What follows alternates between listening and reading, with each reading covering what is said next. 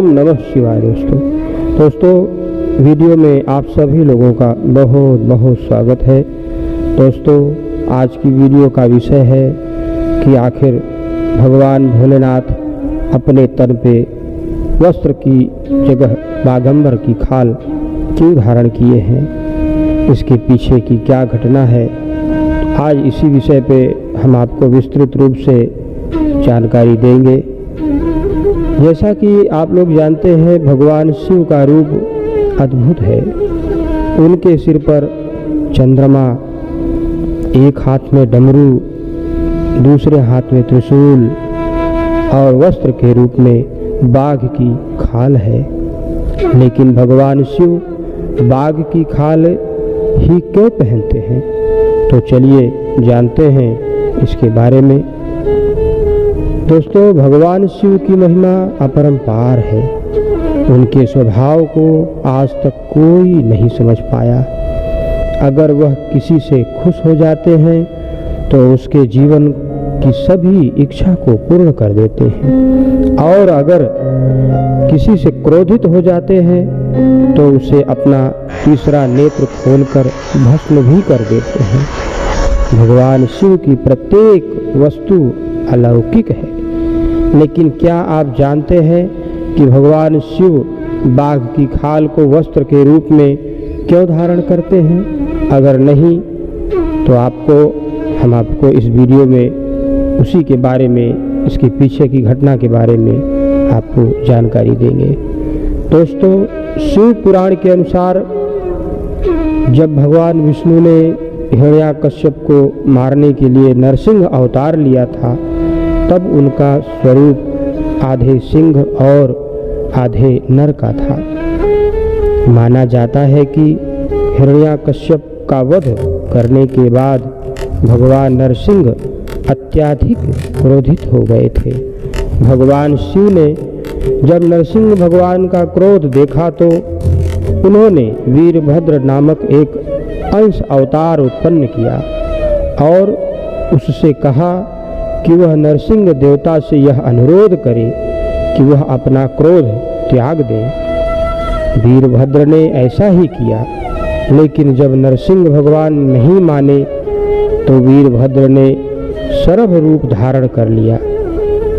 शरभ रूप धारण में वीरभद्र ने इंसान, गरुड़ और सिंह रूप धारण किया था, जिसके कारण ही उन्हें शरभ नाम की प्राप्ति हुई। जिसके बाद शरभ और नरसिंह भगवान में युद्ध प्रारंभ हो गया। उस समय शरभ ने गुस्से में आकर नरसिंह भगवान को अपने पंजे में दबोच लिया और उन्हें उठाकर अपनी चोंच से बार बार घात देना शुरू कर दिए।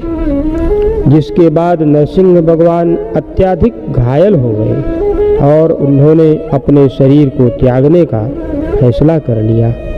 उस नरसिंह भगवान ने अपने प्राण को त्यागने से पहले भगवान शिव से अनुरोध किया कि वह उनकी खाल को स्वीकार कर ले। भगवान शिव ने नरसिंह भगवान के इस निवेदन को स्वीकार कर लिया। जिसके बाद भगवान शिव ने नरसिंह भगवान के चमड़े को अपना आसन और वस्त्र रूप में स्वीकार कर लिया और उसे धारण कर लिया। भगवान शिव की धारण की गई वस्तुएं, भगवान शिव के सिर पर चंद्रमा विराजित है, जो इस बात को दर्शाता है कि ब्रह्म ज्ञान सभी ज्ञान के परे है, लेकिन उसे भी व्यक्त करने के लिए मानस की आवश्यकता पड़ती है। भगवान शिव का डमरू इस बात का प्रतीक है कि भगवान शिव ही ब्रह्मांड के आदि और अंत हैं। शिव जी के गले में लिपटा सांप इस बात को दर्शाता है कि जिसकी सजगता का प्रतीक माना जाता है। वही उनके हाथ का त्रिशूल यह बताता है कि भगवान शिव के ही हाथ में सभी पीड़ा का अंत है। उनके सिर से निकलती गंगा इस बात का प्रतीक है कि उनके अंदर ही ज्ञान की धारा बहती है। भगवान शिव के प्रिय वाहन नंदी को धर्म का प्रतीक माना गया है। जब भगवान शिव नंदी पर सवार होकर चलते हैं तो धर्म और सत्य एक साथ होना बताया गया है। दोस्तों, भगवान भोलेनाथ की लीला अपरंपार है, महिमा अपरंपार है। उनका भेष, उनकी हर क्रिया अद्भुत है। जी हाँ दोस्तों, ओम नमः शिवाय, ओम नमः शिवाय, ओम नमः शिवाय।